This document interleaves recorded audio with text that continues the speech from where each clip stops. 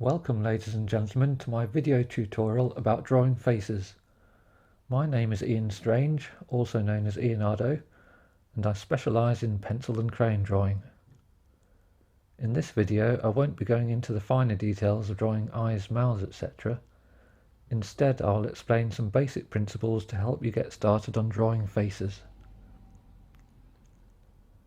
Firstly, imagine viewing a face close up so that you can see a lot of detail. Then view that face from progressively further and further away. Some details will disappear, while others will merge together. For the eyes, you might just see the outer corner of the outline and the iris, or you might only see a shadowy image of the eye socket, with no details at all. For the mouth, part of the shadow of each lip might be apparent, but not much of the outline. Or for an open, smiling mouth, the dark corners might be all that is noticeable. Even with little detail evident, you should still be able to show the person's character. Admittedly, the lighting is different on these photos, and the eyes tend to squint outside in bright daylight. These quick sketches are being done from old photos of people standing far away, but I've done them larger here for clarity.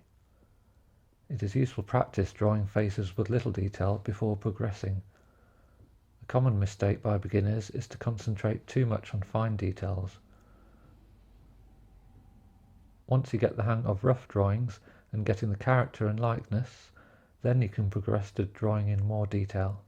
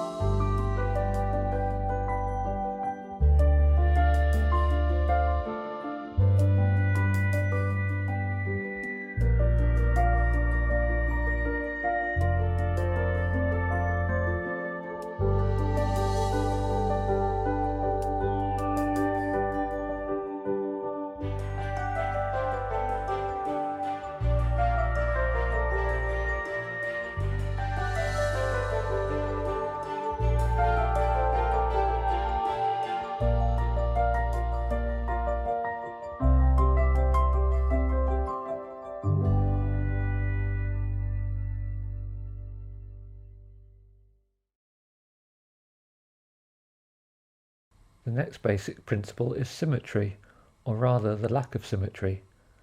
The character of a person's face is partly due to the lack of symmetry. The eyes might be at different levels, the mouth might be asymmetrical, and the nose slightly crooked. This composite photo makes the face symmetrical, which we can compare to the original photo. If you notice and capture these things, then you will see good likeness of the person in your drawing.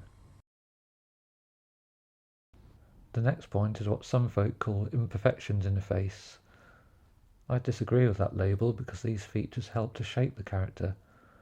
Also, it is our job as a portrait artist to seek out the good in everyone's appearance. But that doesn't mean any artistic license to alter or omit any features. A really important issue is lighting. We usually want to show a person's face at its best, and so avoid harsh lighting that would bring out contrasting highlights and shadows. That is especially true for drawing older people who don't like to view themselves as looking old. The portrait can be honest but still flattering. Lighting is best if it shines on the face from all directions to some extent. If a light source is to the left, then a white ball out of view to the right would reflect some light onto the opposite side of the face to avoid dark shadows. With those thoughts in mind, you can practice drawing faces from photos. You can take a mediocre snapshot photo and create a more attractive image. Mark out the width and height and where the main features will go. If the face is tilted forwards, then the eyes, etc. will be lower down. If the face is lighter than the hair, then make sure to do the facial outline slightly oversized, since the line's inner edge will be the actual edge of the face.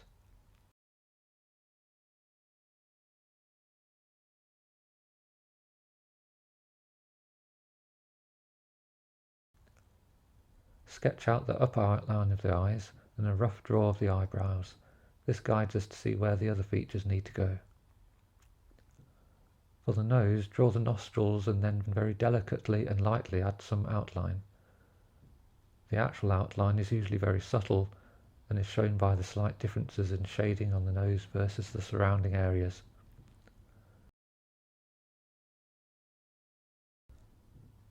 For shading hair, the main technique is to scribble the pencil in the direction of the individual hairs. Where there are shiny highlights and dark hair, leave these areas as plain white paper to give the effect of glare. As a finishing touch, you can add a few very fine lines through those highlights for better detail. For light blonde or grey hair, you need a more delicate touch to the initial shading. Then add a few very fine lines as a finishing touch.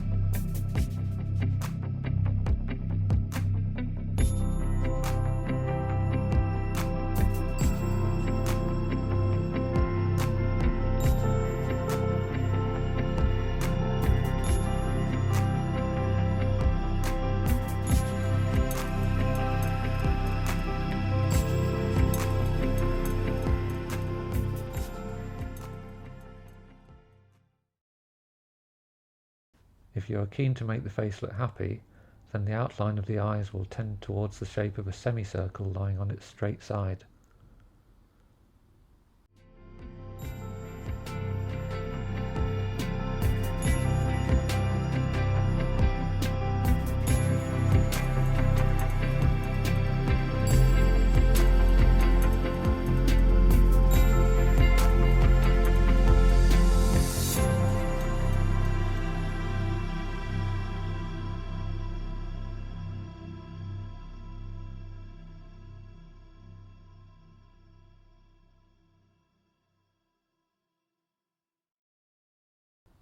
A smiling mouth does not always follow the traditional shape of a smiley face. Sometimes the corners of a mouth turn downwards. Sometimes they don't turn up or down, but pull out sideways. Whichever way the corners go, the cheek muscles frame the mouth. And if you're viewing the face from a low angle, the smiling mouth can appear as an inverted smiley shape.